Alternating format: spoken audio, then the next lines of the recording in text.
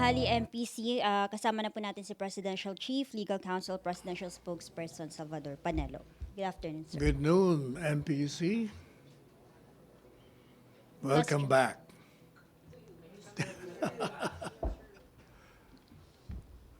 Questions po. Okay.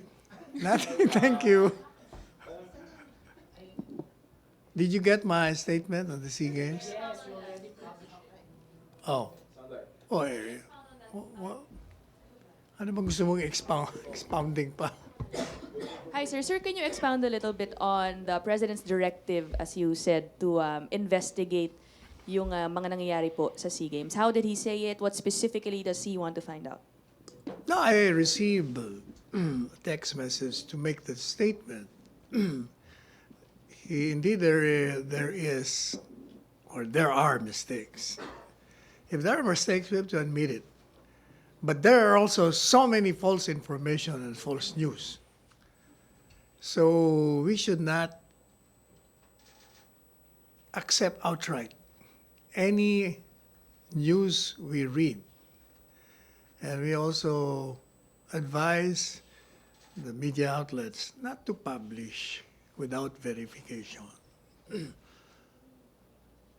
So the president is clear that while he is displeased with what he has heard, he, however, would like these games to proceed. The organizers have done so much to prepare for this event. Whatever snafus we had, we should learn from them. They committed to do better service, and they should. Whatever irregularities or any allegation of fraud, they will all be investigated after the event. Meanwhile, let's put ourselves together in support of all our athletes and welcome with all warm hospitality as we are known to the rest of the world. Sir, who's going to lead the investigation? You mentioned kasi the palace will initiate its own probe apart doon sa Yes. obviously in The office of the president will do that. So the president will create a committee or any person Okay. to lead the investigation. Sir, you mentioned that indeed there are mistakes. For now, what are the clear mistakes that have happened as far as Malacañang is concerned? Well, for one, that checking in at 2 p.m., which did not happen, which could have been avoided by just checking them in another hotel available for them. What else? The reports on certain facilities not being fully completed appears not to be true. They showed a facility which is not the real venue. Okay, regarding reports on The food also is not true naman pala. Pagkain naman pala, masarap naman yung pagkain. Okay. Although, sir, I have to point out, for example, dun sa facilities, although yes, may fake news about that, yung sinasabi ninyo, there was an incident, yung wala po talagang scoreboard dun sa first football game. And regarding the food, although the kikiam issue is Ito said to naman be- mga scoreboard, medyo maliit lang naman na bagay yan. it's a big deal for the athletes playing, sir. Hindi, pero with respect to the scoreboards, billboards, Yung scoreboard during the kaya game, nga, scoreboard, di ba may nag-i-score naman? At meron namang mga nagbabantay din doon. Para convenience for the spectators yun, not for the athletes. Sir, what do you say to those calling on sana daw po maging free yung tickets for all the SEA Games? Kasi may payment po if you want to watch the games. Specifically, the organization asking the president is the Samahang Weightlifting ng Pilipinas. Ay, hindi ko pa natanong yung parte yan. Pero, bakit daw may bayad? Baka kailangan nila ng pera. But For there's to a maintain. budget. Ha? There's a budget. Ever since ba may bayad ang mga Ganun ba? games? Sa bagay, kahit yung Olympic Games, meron naman bayad eh. Yeah, but again, you know, this group is requesting na sana daw po pagbigyan na free na lang. Baka yung mga estudyante, wag na lang pabayarin siguro. Pero yung mga may sweldo naman, magbayad. Thank you, sir. Questions, MPC. Sir, are you going to push for that, yung free tickets for students who might want to watch? Suggestion ko lang yan. Okay. Thank you, sir. Any more questions? Mr. Joseph Morang, GMA 7. Sir, good morning. Sir, yung bang... Why the look? So, sa investigation, no? It's Opie, and then will that cover also yung sinasabi ni Senator Lacson na yung pag-channel ng public funds into a private organization such as the FISCOC is similar to a pork barrel scheme? O, hindi ba sabi nila, ng mga dyan sa Kongreso mag-iimbestiga sila, di sama na nila rin nila. No, but yung coverage po ng OP investigation. Hindi, kung ano yung reklamo, di yun ang iimbestigahan. Any complaint lodged in the office of the President vis-a-vis any matter concerning the SEA Games will be subject for scrutiny. Kasi sir, yung sa House, ang sinasabi ni Congressman Salceda is that it might not be possible for the House to initiate an investigation because APC is the Speaker. Now, he's leaving it up to the Senate to investigate yung SEA Games hosting. What do you think of it? Oh, bakit? The Speaker can always inhibit himself from the investigation. There are so many deputy speakers, they can take over the podium, rostrum, and preside. Should APC inhibit? That should be, that's called for a judgment on the part of the Speaker. So we'd rather that the House also initiate it and then, paano ba to? From what I know, the good Senator Christopher Bongo will initiate an investigation if complaints are filed in his committee. If there are complaints. If there, paano nga naman kung walang nagko-complain? Oversight function. Siguro. But sabi ni Senator Go, di ba? Apology is not enough. Oh, take it from there. Are you willing, is the palace willing to To what? punish APC? Who? APC, There is no Speaker. sacred cow in this government. We've been repeatedly saying that. Those who transgress the law will be accountable. Even if there are allies of the president. Uy, naman eh. Did you see the Saan ba? president fired his friends and allies in the cabinet? That should respond to your query. Right, cool, thank you. Questions?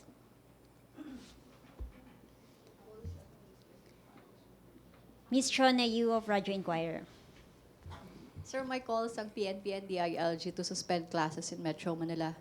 What's the take of That's traffic. sa SEA Games? Siguro they have studied that. If they're proposing that, there must be some good reasons for that. Does the palace support that call?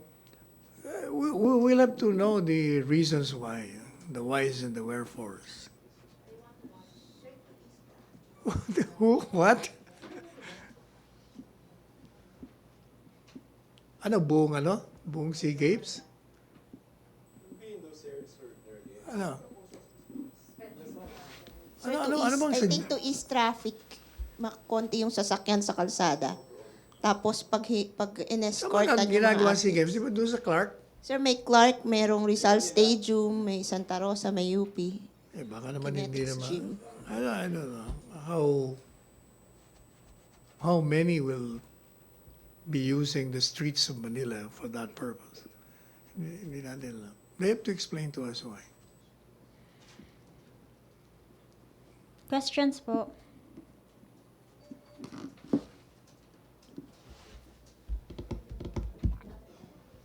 Other topic po, Ms. Tina Mendez of Philippine Star. Sir, yung paulit-ulit na tanong kung may bago na raw bang Chief PNP. Wala pa.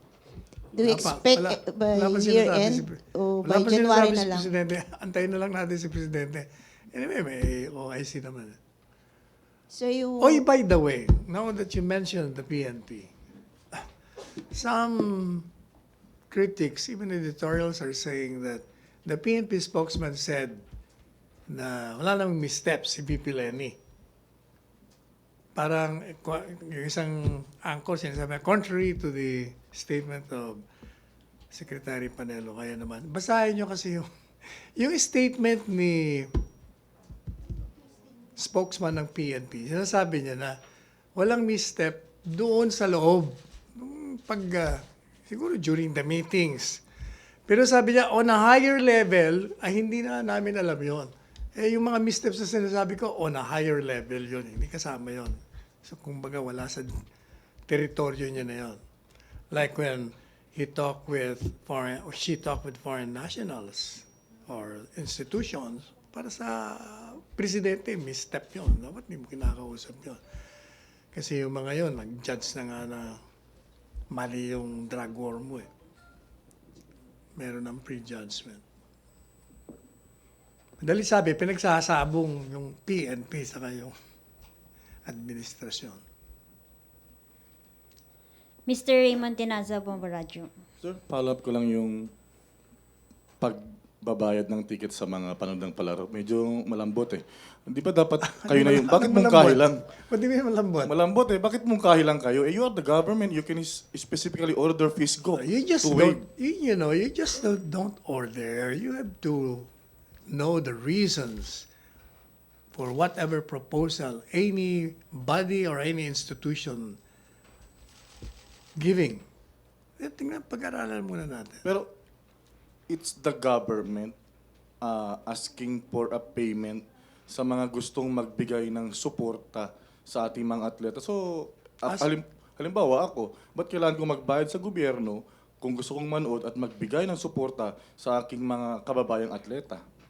Bakit naman masama na magbayad ka kung gusto mong manood? Unang-una, kailangan din nila ng pera for maintenance. Maraming kailangan ng pera. Eh, di ba nag-roll out ang gobyerno ng all-out support sa funding? So, ba't kailangan why the need to collect money? Eh, kailangan siguro nga ng organization. Di ba sila ang nagsasabi na kailangan nila? So, hindi kaya ito ay dahil ang FISGOC is a non-government, it's a foundation, so it needs money. It's a private entity. Eh, kailangan nga eh. Kailangan nga nila ng pera, kaya sila nagpapabayad eh. But we will study the proposal. And can you please strongly At may mga anak ka ba estudyante na gustong manood? Hindi yung mga kababayan natin, sir. I mean, kami. Yung mungkahi na libre mga estudyante, kung hindi, bigyan niya ng 50% discount.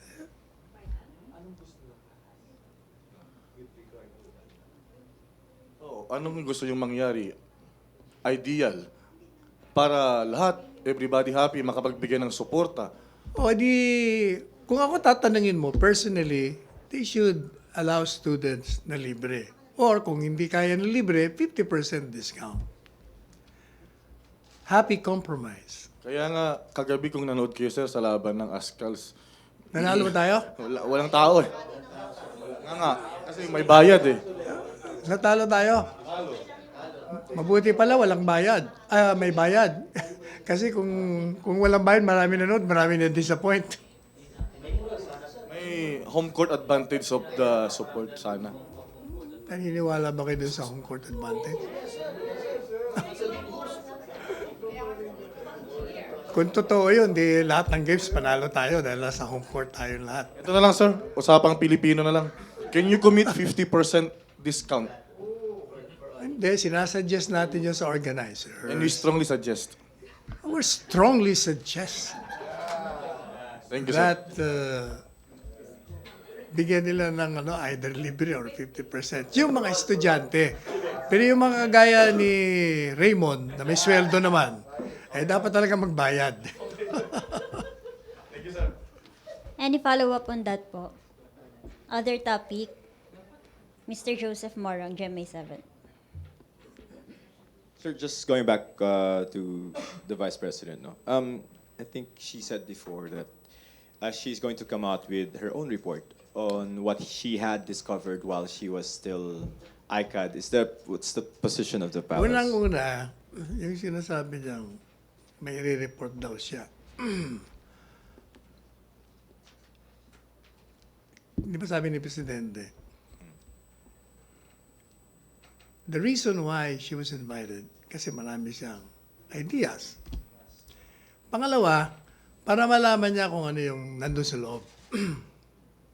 Para kung yung outlook niya iba sa labas, baka mabago pag nasa loob na. Pangatlo, if it is true that she discovered any irregularity or any unlawful act or scheme,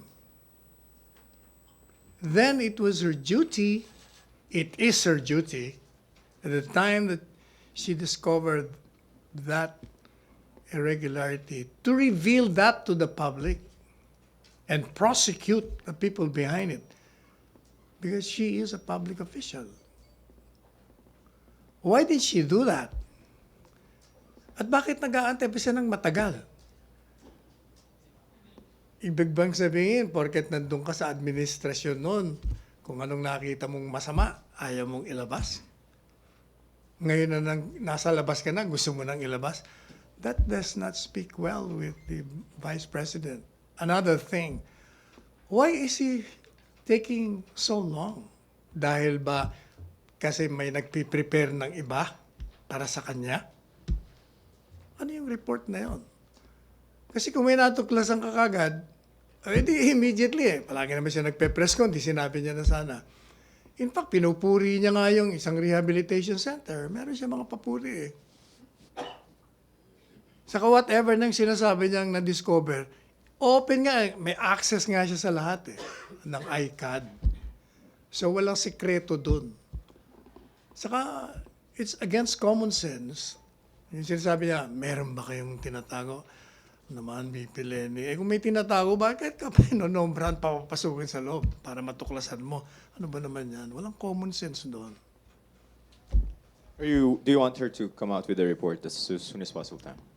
Dapat nga, hindi ba? Sinasabi ko, kung totoong meron, bakit hindi niya inilabas noon pa? Dahil ba gumagawa, meron silang ginagawang multong nililika nila? What do you mean by that, sir? O, di ba? Kung meron kang natuklasan na masama, dapat inilalabas mo na. Ngayon, kung gagawa ka pa lang ng di umanong natuklasan mo, it will really take time to craft. Matagal, masyado. Tagal naman. Are you Diba? insinuating, sir, that whatever comes out from that report is a fabricated... Presumably, otherwise kasi nga, ikaw ba, Joseph, kung nandiyan ka sa loob ng gobyerno, head ka ng agency, natuklasan mo may irregularidad, you will keep your mouth shut? Of course not. Immediately, may press con ka, I discovered this, Mr. President, this and that. Ilang araw na yun. Tapos next week pa yata, ano ba yan? This government has nothing to hide as far as the drug war is Of concerned. course, kaya nga siya in-appoint precisely para makita niya yung loob. Kaya nga may access siya sa lahat. Alright, sir. In fact, di ba, I remember yung PNP OIC was it the PNP OIC chief? Oh no, si Aaron Aquino, director, was offering to brief her on some classified information, which she refused. Alright, sir. Thank you. Questions po? Ms. Ina Andolong, CNN Philippines. Hi, sir. Sir, both chambers of Congress have passed a bill extending the validity of the 2019 national budget. Will the President support it considering that it goes against his EO 91? Na-text ko to sa inyo, sir, when you were in Korea. The EO sets a cash-based budgeting system which basically dapat lahat ng appropriations nga ginagastos during the same year. Basta ganun pa rin ang policy ni President. Basta it is in violation of the Constitution, he will veto it. Hindi naman nababago yan. Kung may EO, you're the chief legal counsel, you said it, kung mag-violate ng Constitution, if it's an EO, and then that bill may go against that EO, paano po ba yun, sir? Hindi, if the EO was made by the president, that means the assumption there is regularity and therefore in accord with the Constitution. And you expect all laws or bills passed to comply with the EO? Ganun ba yun? Dapat. Okay. So the president is not inclined to support the extension? Kung in violation of the Constitution, he will not support it. Okay. Thank you, sir. Questions po? Mr. Raymond Tinaza of Bomba Radio. Sir, dun po sa patuloy na influx o yung patuloy na pagdami ng mga Chinese nationals sa Pilipinas, hindi ba kayo medyo na-alarm o nababahala dahil some reported are illegal aliens? Yun namang mga illegal aliens, ginagawa natin ng karampatang proseso para tanggalin sila sa kanilang pananatili sa ating bayan. Pero hindi kayo nababahala na parang halos lahat na ng parte ng Pilipinas, ang dami ng Chinese, saka lalo yung mga iba't ibang mga trabahuan, halos every now and then, dami ng mga Chinese. Parang raise an alarm. Hindi naman, baka talagang gusto lang ni...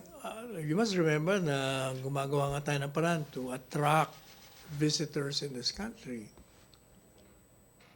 Ang mga Koreano nga, di ba, number 1 ang Korean sa Pilipinas, ang dami na rin nila rin. No? Basta nakakatulong sa ating bayan. We welcome them. But the moment they violate any law or ordinance, they will be properly prosecuted, either to send them behind bars or to send them back to where they came from. Thank you, sir. Miss Celerina Monte. Microphone po. Good afternoon, sir. So related din sa Chinese, regarding these concerns raised by some senators on the ownership of MGCP na somehow daw China might shut down daw yung operation natin just in case. So was there an order from the president to investigate on the matter kung yung China talaga has the capacity to shut down our system in the future? Since that is a national security matter, I will defer to the position of the Department of National Defense as well as the NICA director. Pero was there an order from the president Wala to pa. investigate? Siyempre, papakinggan niya muna yung security officials niya. Security matter yan. Follow up, Miss Ina Andolong. Sir, the Energy Secretary, I believe, has said that he's raised this matter in cabinet meetings before. Can you confirm that to us and give us kung paano pinag-usapan to, any instructions from the President when they were discussed I'm before? not privy to that. Hindi ko alam yun. Thank you, sir. Pero sir, right now ba, meron ba tayong reason na mabahala regarding that matter? That's, as I said, we will defer to the position of the DNV as well as NICA. Hindi, wala pa ako naririnig sa kanila. Any follow-up on that po? Other topic po? Okay na po. Thank you.